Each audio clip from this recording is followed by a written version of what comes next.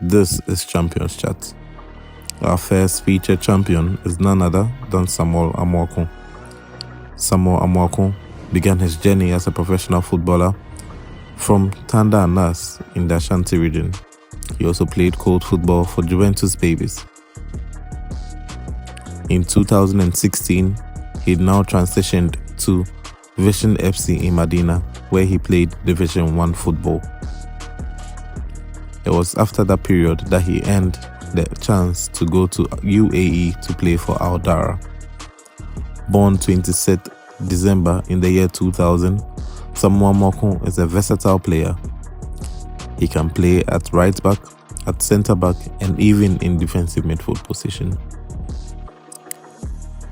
His best strengths are passing, intercepting, and also disrupting. Amoako is our champion.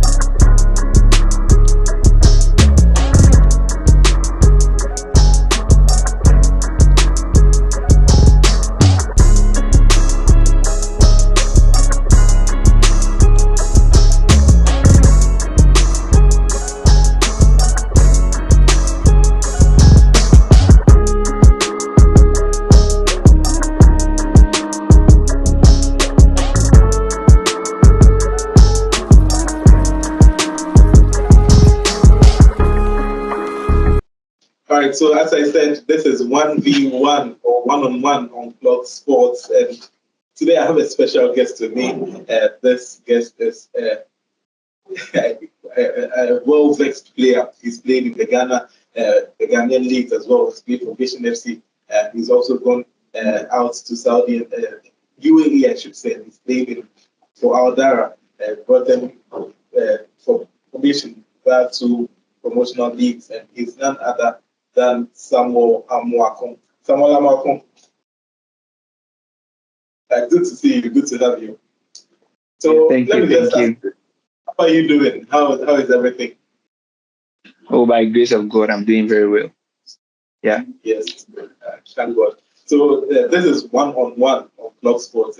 Here, what we do is that we get to interact with you, and then we get to see how you're doing, how everything is going on with you, your career progress as well. We get to communicate with Ghanaian players that are abroad, who have actually shown exemplary contributions to the clubs that they are playing in at the moment. And we deem it a very, very good opportunity, a very big opportunity for your time. You coming, appreciating, honoring our invite, our call, to make sure that you speak to us on one-on-one on Club Sports. So let's just go on. Season has ended. How are you feeling now? Oh yeah, I'm feeling very good because by God's grace, we got a promotion to the League One in the UAE League, and now that the season is finished, we are just relaxing and also having some quality time home. Yeah. Okay, so do you have any plans coming to Ghana? Maybe when you come to Ghana, we can actually meet up, hang out one-on-one. Now, I'll also show you that I'm also a footballer. I can do what you do.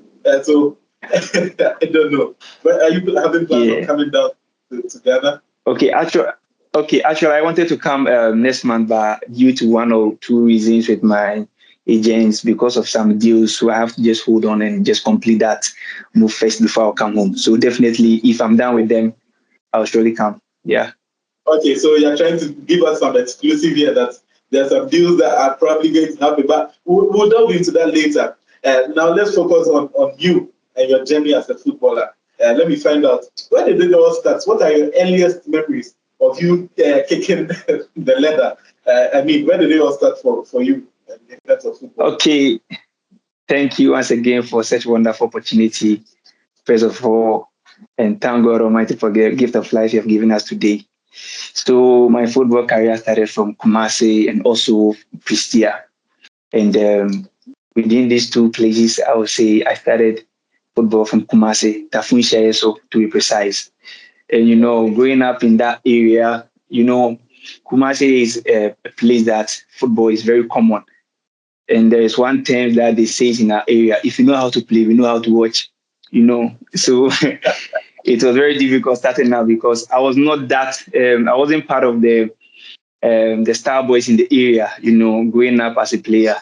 But due to that mentality that I have when I was a child, that I just want to be a professional player one day. So that mentality and that mindset helped me. And yes, with that hard work and everything. So I think from Kumasi, that would be the beginning of my journey as. So from Kumasi, did you actually sort of play? We've actually not given the phone lines out, but we are actually receiving calls.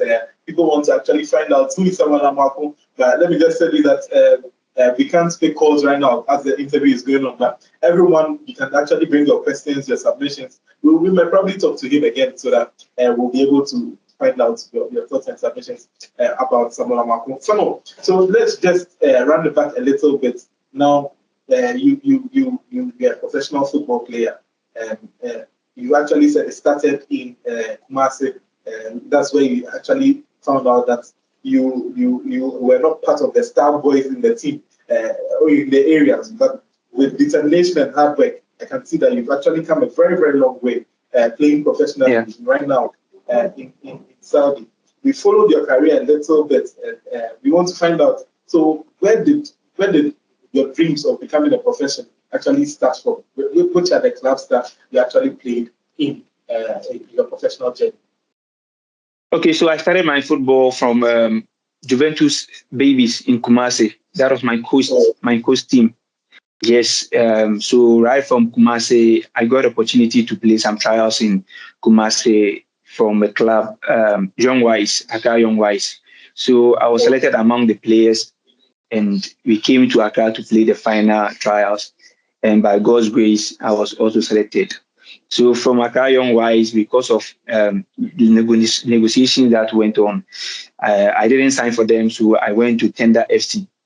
So Tender FC was, yeah, it was a third division club in Accra. So I got signed, and from Tender FC, I played Charity Stars and also Vision FC. Yeah, so these are the four clubs that I played before traveling. So with these clubs that you played before traveling, let me just find out. I've actually followed your career for quite a while now, and that's why we are interested in speaking to the almighty Amoako. We've seen that you are versatile. You can play right back, play centre back. You can play centre midfield. You can play DM. I'm sure even if you put a strike, you score a couple of goals for us as well. But where would you say is your favorite position? Who are you? Are you like are you a defender or a midfielder? Because I don't know. Is right back your favorite position? Centre back? I don't know. Where do you enjoy playing the most? Okay, so currently I would say centre back, but previously I was playing as a holding midfielder. And as a defensive midfielder, it goes like as a centre back. So currently I've been playing as a centre back in UAE, and I would say I'm now comfortable more on playing on centre back. Yes. So centre back is my first position, and the holding midfield my second position. So these two positions, I really enjoy playing there. Okay, so now holding midfield and centre back. Now that's a great pointer, because now with where football is going now, with modern football, now we don't have when you look at the best of the best currently, like William Saliba, Kunde, and the likes, Thiago Silva, who actually recently left Chelsea. We look at the best of the best, Virgil van Dijk, centre back positions.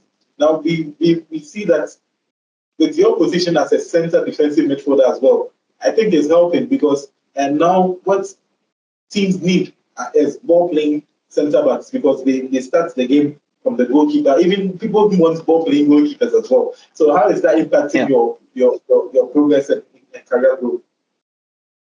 Okay, so playing as a holding midfielder, you always think that there are some players at your back, which are the centre backs, and that confidence that you play, because when you lose the ball, there are some players that will cover for you. And you have to develop that confidence when you are playing as a holding midfielder, because you are the engine of the club or the team. So converting me back to centre back, I feel more comfortable, because as I was playing as a holding midfielder, I had that confidence to play and distribute balls, and playing centre back now, I feel more comfortable, because I know the pressure that comes on me is like just a normal thing. Because in the midfield, there are a lot of pressure in the midfield, but at the centre back, you relax and you start the build up there. So I think now playing centre back is very comfortable for me, due to playing midfield in the initial times, and it makes the pressure at the back very easy for me. Yeah. So I think yeah. Okay, so so we can just put it as though we are a ball playing centre back, because we've actually had a look at some of the stats, and we've seen that passing is one of your best attributes. And also, I can tell you that we're looking at some of the videos I've seen, and I've not had a chance to watch you live, but maybe one day you invite me to come and watch you wherever you are. But I can tell that you are a hard tackler. You don't lose your goals. So who do you model your game after? If I should ask, which player do you model your game after? Okay, so for the centre back, I think Sergio Ramos, and then Virgil van Dijk, yes, and also Thiago Silva. So I have these three centre backs that I always look up to, And when it comes to one-on-one, Van Dijk is very smart when it comes to one-on-one. Yeah. So I always watch him, and that's the reason why when it comes to one-on-one, when you watch my videos, most of my tackles, it's very difficult for a striker to beat me, because I have that timing.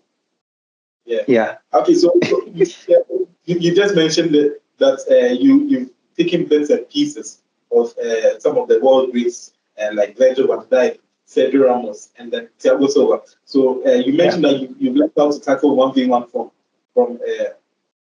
Virgil van Dijk. So if I should ask you, when it comes to Thiago Silva, what have you taken from him? When it comes to Sergio Ramos, what have you taken from him? Okay, so the aggressiveness at the back is from Ramos, and the commanding, because if you have the opportunity to ask any question from my club, my teammates, they will tell you that when I'm playing at the back, I always command, because when you keep quiet at the back, they will think there's nobody there. You have to rule like a lion. So the commanding and the aggressiveness from Ramos, and calming ball down and playing also come from Thiago Silva, because Thiago Silva have that confidence to hold ball in terms of pressure and everything. So these players, I pick like the quality aspect from their playing. Yes, so that's the reason. Okay, all right, perfect. So now let me just ask you this particular question that it's on a lot of people's minds. But before I ask you that question, I'm going to ask you about the GOAT debate. Messi, Ronaldo, where do you fall? So that we actually, our viewers will actually know, because we are. I'm being asked by my producer. These are they say, "Oh, you're a Messi fan," and I said, "Oh, you're a Ronaldo fan." So let me just put it down there and ask you that before I go on to the question I want to ask. Okay, so for me, I'm a Ronaldo fan, but I would say Messi is also a good player. Yes. And I have my own opinion. That's my own opinion. Yes, and I have my reasons. Okay, so can you give us a few of those reasons? Okay, so when it comes to Ronaldo, he's very determined and very disciplined and hard work also. And I think he played in the EPL, the Spanish La Liga, and also the Serie A. And you can see that he dominated in all these leagues, And Ronaldo is a kind of player that you don't give up easily. You understand? And in life as a whole, if you are able to resist trials and everything, it makes you the man, So due to that thing, that character that he has, that's the reason why I always choose him and pick him over Messi. Yes, and goal scoring and the ability to change things. Yeah. So that's my reason. And for Messi, Messi is also a gifted player, but I always pick Ronaldo over Messi. Yes, that's my own opinion. I clearly understand, because earlier in the conversation you mentioned that you are not part of the star boys, so yours is not like a natural gift. It's actually through hard work and determination that has propelled you where you are. And so far, if you are modeling professionals, hard work and determination, one of the first things that comes to mind is Cristiano Ronaldo. So I clearly understand that. But the question I wanted to ask before that was, you are in Dahra. You are supposed to be the captain, per what I've heard, but you are the assistant captain. So can you tell what's going on over there? Oh, okay. So basically, we are in United Arab Emirates, and language-wise, you understand. And when you talk about like playing in Gulf country, the common language that they really speak is the Arabic. Yes. And also that privilege was given to one of our players, because he speaks different languages. Because in Adara, if I'm not boasting, I would say I was the first player that came to Adara at that time before those players came. So that's one thing that I would say. Okay, I can tell that you're a really humble person, because if it were to be another person, I mean, I said be a captain or maybe humble, but that's anyway. But I can tell that you're really humble, and I really appreciate that about you. But can you just mention a few of your other Ghanaian players in Aldara? Can you mention a few players that are currently there between the club? Oh yeah, the life of Desmond Abuga, Rich for Mesa. Yes, in Thailand. Rich for Mesa. He played for Still Believe. Yeah. Koku Boateng.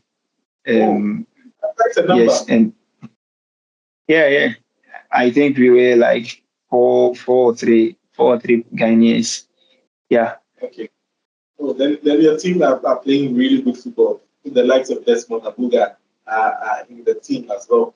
But now let's just go on to Ghana football. You were playing in Ghana. You had a couple of matches in the FA Cup as well. You won one of the match performances as well. So let me just put it straight to you. What were some of your struggles, or what are some of the struggles as a footballer, a Ghanaian youth playing football? I just want you to bring it out because we hear that going professional is not easy. You have to make a lot of sacrifices. So, what are some of the sacrifices that you made, and what are some of the struggles of a Ghanaian youth that want to pursue football as a career? Thank you for this question because it's one of the questions that I really like to answer. I've been there before. I was playing in Ghana before. God bless us with this opportunity. Yes. And the situation in Ghana is something that when you talk about it, people will think you are just tarnishing the league or you are tarnishing the management of the FAO, but that's not the case. The truth of the matter is there are a lot of quality players in Ghana, talented players, but there are some rules in Ghana that is not helping the upcoming ones, in terms of salary, in terms of feeding, accommodation, and everything. Because I played for Vision FC, and I will testify that in Vision FC, we are having a very good accommodation and also like food, something small, But most of the clubs and most of my colleagues that I know, they always complain about salary, about food, about boots, And most of the clubs in Ghana, they think they are the ones doing the players like good. They are the one helping the players. But football is a career and it's a passion and it's a profession, If someone is playing football, he needs to be paid. You understand? Yeah. And in Ghana, I will not do comparison, but one thing that I know is in Ghana, when it comes to salary wise, it's not that good, because at least a player will move from Kumasi to Accra, move from Takrady to Accra. Like Accra, Accra is the stronghold when it comes to football. It's not easy. Yes, and you have family. And sometimes our parents will tell you that, Master, stop playing football because it's not bringing anything on the table. Like, because they haven't seen any positive aspect. No pay, you have to call the house and ask for money.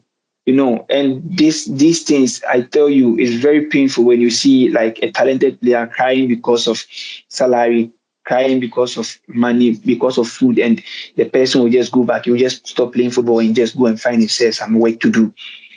Wasted talent like that.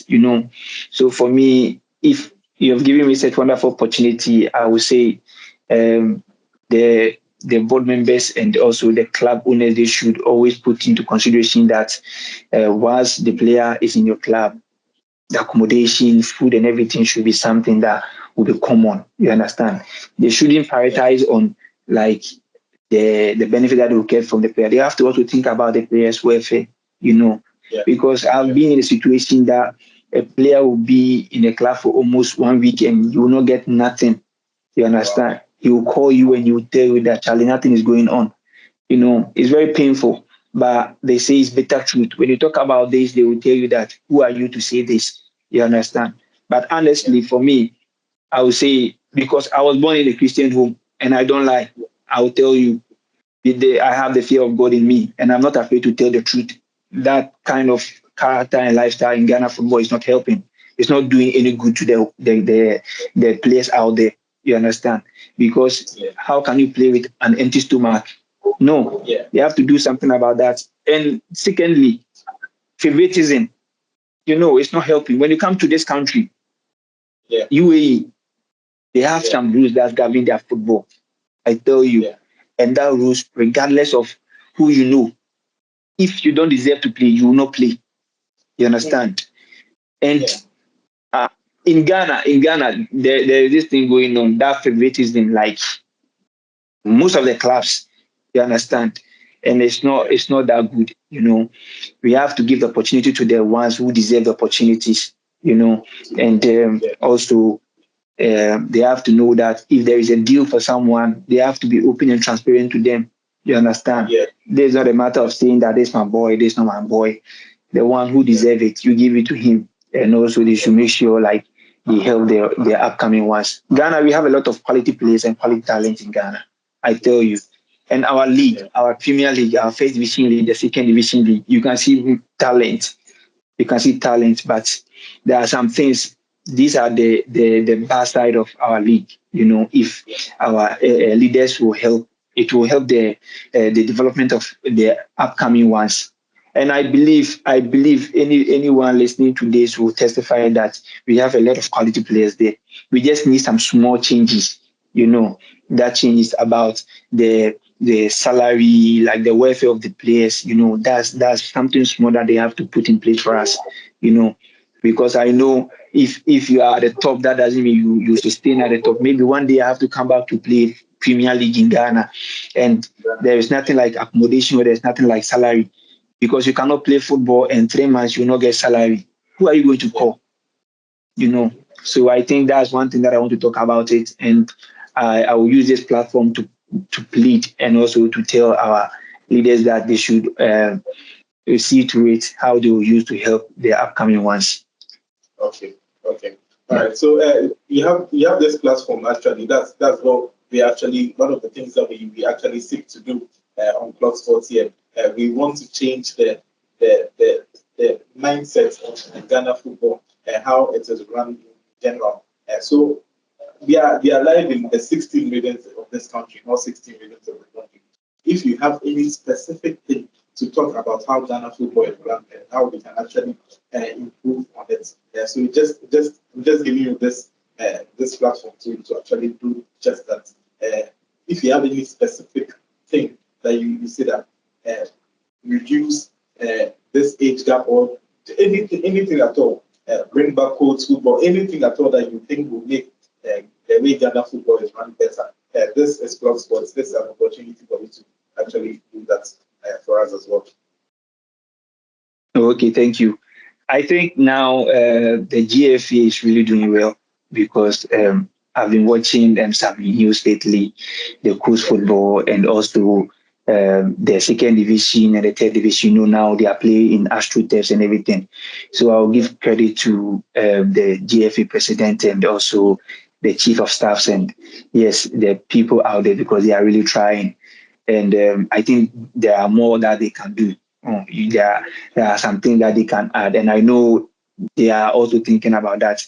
Sometimes we complain about things because we haven't seen the behind the scene. Maybe there are some difficulty they are also going through, but I think if the GFE keep doing what he's doing lately, because you can see the national 17 and 20, there are so many improvements. You understand? That tells you that now they are turning their eyes back to the juvenile games and they are doing very well. And secondly, also, I think my emphasis always based on the players' welfare. You understand? Which I don't really know because when I was in Ghana, our club used to do insurance for us. That's the most important thing, so that when the player gets injured, you get insurance that will treat him, that will take care of him. Because playing football without insurance and you get injury, and maybe the club president will help you to pay some treatment, like some bills for your treatment. And if the injury becomes chronic, you understand, and like they'll be fed up, you understand, and you have to find a way to just treat yourself. So these are the things that they have to also add. And I know most of the club they do that. They do insurance for players as soon as they sign the players. And I think it should be a must. It should be a must that any club will do insurance for players because football is just a risky game that we are playing. You understand? It's very risky because on the field of play you can just collapse and you can just have injury. Anything can happen that 90 minutes. You understand? So when we have insurance, then you are sure that if anything happens, you have something that will take care of your medication and your treatment. So I think I will base on that aspect, like the insurance for players, and also the salary is very important. The salary, they have to at least, yes, at least maybe they have to Like give a a fixed minimum price. wage. Yes, yes, You something have to like get that. At least maybe from thousand, maybe if a club cannot pay a player 1,000, then they have to find a solution to that. if a club Because pay football, 1,000 per week. then they shouldn't be able to compete in the Premier League, or they shouldn't be able to compete in the Division 1 league. Maybe you want that kind of rule to be established for Ghana football? Okay, so I know the system in Ghana now. We are in difficulties. You understand? So when you are talking about money, we also think about we also have to think about the management of the clubs. You understand? Because money lately is very difficult in Ghana. So if you say 1,000 for a week, it will be very difficult. But at least monthly salary you should start like maybe from 1,000 based on the division that the player is playing. Like maybe from third division, you'll be getting something like 500, and maybe from second, first, from 1,000 at least. And to the premier, our premier players, maybe they get something like 2,000, 3,000. It's something good because they all have family. You understand? And one thing that every parent need to see is like his son is playing football and he's getting something, so he's not bringing the burden back to the house again. So something small that will just reduce the tension on the players will be very good in Ghana football, because I think I know, and I believe the GFA, the leaders, the management, the CEO of the clubs, they have this mindset. You understand? They have this mindset. And I know they also have reasons. That's why I always say we don't know the behind the scenes, what they are also going through financially. You understand? But to my opinion, this is my opinion, that if they try to get something, yeah, it will help, because when you are playing football and you know that you'll be getting some small salary at the end of the month, you will give your all, you know. But playing football without salary, is something that is difficult, because we need some cash. Yeah. And clearly. So now let's turn our attention away from Ghana football and its struggles and all that, and let's focus on you and your career this particular season. You played 25 out of 26 games, quite impressive.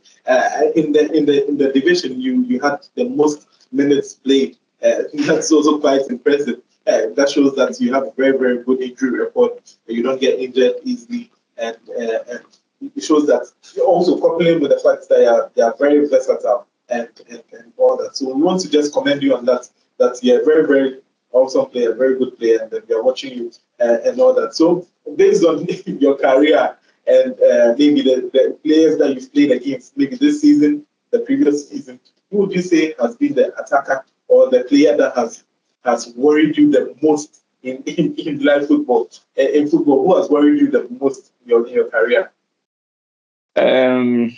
So honestly, in Ghana, okay, first of all, in Ghana, I would think there is this player who I played with. He's my friend, Mark Oseasino. He currently plays in the Slovakia Premier League. Oh, yes. Okay. Very, very strong striker, and yes, energetic, very smart, and also, yes, I like the name. The names are not coming, but I would say Marcos Asino, very, very, very, very good striker, and I think for him like this, he's ready for Black Star. I recommend him because he's very talented, very smart, very quick. Yes, so he's one of the players that. This very soon, and then you'll be saying that, okay, you're actually recommending me for Black Star, so I'm ready to show what I'm doing. No, so the thing is, I'm a footballer, and yeah, I know someone who deserve it. I have to say it, and anything that I'm saying on this platform is my opinion. It's not a must that someone have to believe in me or believe in what I'm saying. It's my opinion. And if I have to recommend a player, I'll recommend him as a striker. You understand? Yeah. Because I have played with him, and I know the kind of player he is. He can play from the wings and also as a center striker. You understand? And here in UAE too, there is this one striker. He was our teammate, and before he left the club, his name is Promise, a striker from Nigeria. He is also one of the toughest strikers that in this league. Yes, I would say I really had a very great match with him. So these are the players that I recall as strikers who have been tough on me. Yeah. Okay, so now we are in this part of the program what we call quick fire. Quick fire means we are going to mention positions, and then in world football, you have to make immediately I mention, let's say goalkeeper, you have to just mention the name that comes on top of your head and make your best 11. So now let's go. We'll be going from goalkeeper to striker. So goalkeeper. Okay, Ike Casillas. Right back. Daniel Alves. Left back. Marcelo. Right centre back.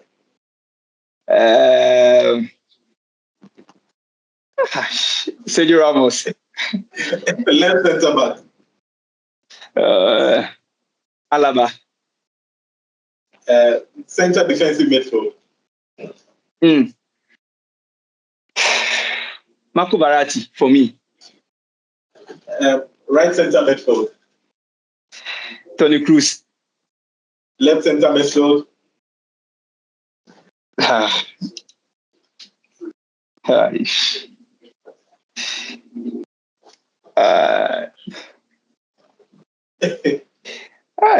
Okay, I'll pick Ozil for me. Okay, so right wing. Ronaldo. Left wing.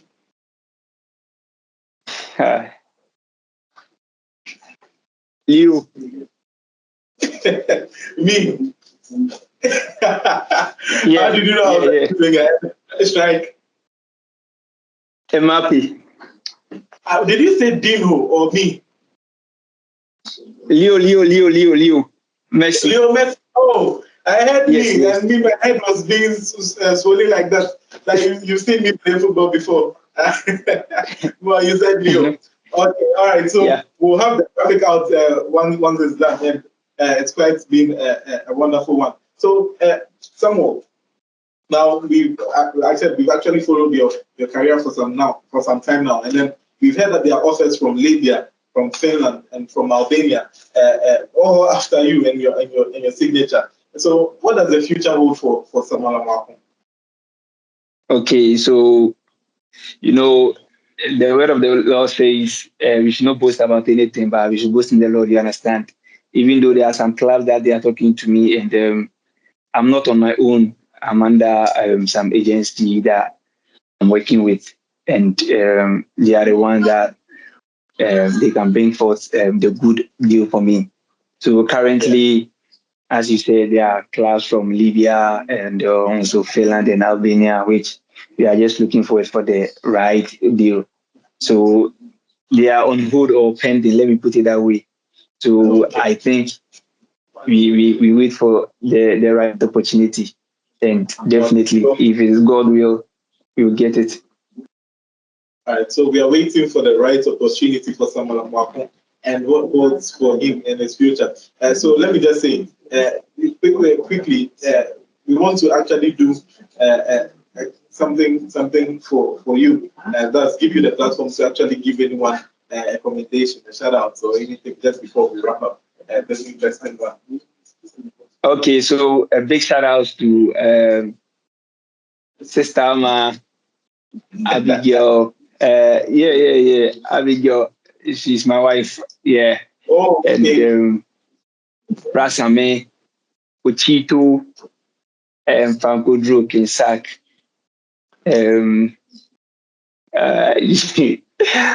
Okay, my father, yeah, Mr. Amoako, Raju, yeah, and also my kid sister, Abigail Amoako. Yes, right. And my mom. So yeah, that's quite a list there. So definitely we'll be watching you on Clock Sports. This is one-on-one on Clock Sports. Samuel, it's been a very, very great pleasure talking to you. And my name is Yaw Asare. If you're still watching the show, this is one-on-one. And today we had the opportunity to talk to Samuel Amoako. Samuel, it's been a pleasure. Thank you very much for having time and speaking with us. So Samuel, we'll see you soon. We'll follow your career progress, and then we'll be able to come and maybe you give me an invite one time. I'll come and watch you, whether it's in Libya, Finland, Albania. I'll be following you directly. And God bless you. You're a truly humble person, and then we are happy to have you on one-on-one. Bless you. Thank you. Thank you. Thank you. Bye. Right.